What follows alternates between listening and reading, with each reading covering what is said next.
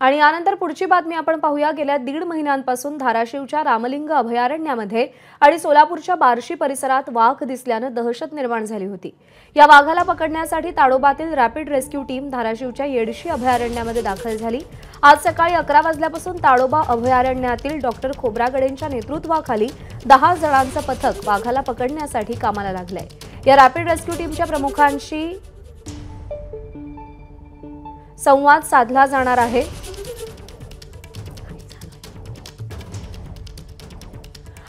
Doctor Khobragade आपल्यासोबत आहेत।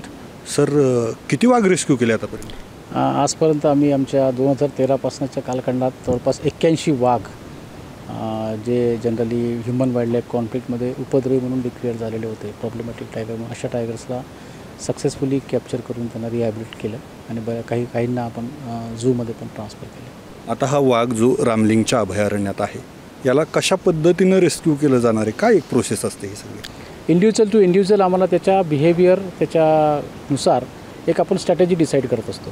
Firstly आम्ही आता ह्या केसमध्ये आम्ही काय करणार, आता कालच आम्ही आलो, आज आम्ही फील्डमध्येच आहोत। आम्ही याचा आता फील्ड स्टाफ जे आहेत म्हणजे यांच्याकडनं याचं मुवमेंट पॅटर्न तपासून घेऊ, माहिती करू की तो कसा ट्रॅव्हल करतो, कुठून ट्रॅव्हल करतो, पाणी कुठे पितो आहे, कुणे परत रेस्ट कोणत्या एरियात करतो, ह्या सर्व गोष्टी, हायडिंग प्लेस त्याचे समजा माहीत झाले, रेस्टिंग एरिया, तर त्यावेळेस आपण त्याला लोकलाईज करू। आम्ही त्याने एखादी समजा नॅचरल किल केली असेल त्याला आम्ही त्या पर्टिक्युलर एरियाला एक लोकलाईज, त्या ठिकाणी लोकलाईज करायचा प्रयत्न करू जेणेकरून तो जाणार नाही तिथं, आणि मग तिथे आम्ही त्याला कॅप्चर सेटअप करू।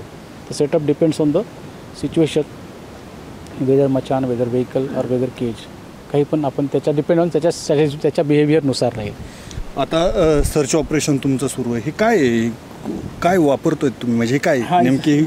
It's electric safety stick.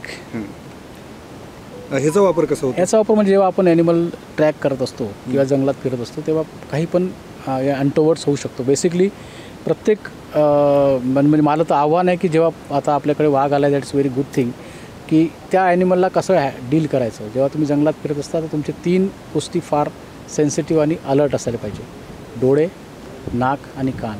तोंड बंद असणं आवश्यक आहे, 3 गोष्टी सुरू असणं फार आवश्यक आहे, that is called alert science.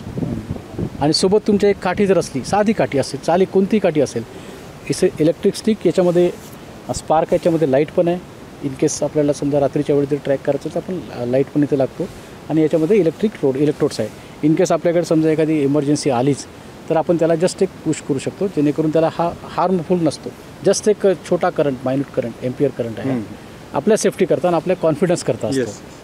फक्त माझी एक विनंती आहे सर्व नागरिकांना आणि सर्व मीडिया लोकांना, कृपया पॅनिक होऊ नका, रिअल टाईम इन्फॉर्मेशन डिपार्टमेंटच्या अधिकाऱ्यांना किंवा कर्मचाऱ्यांना द्या जेणेकरून आम्हाला हा ऑपरेशन स्मूथली आणि सायंटिफिकली कंप्लीट करता येईल। एबीपी माझा, उघडा डोळे बघा नीट।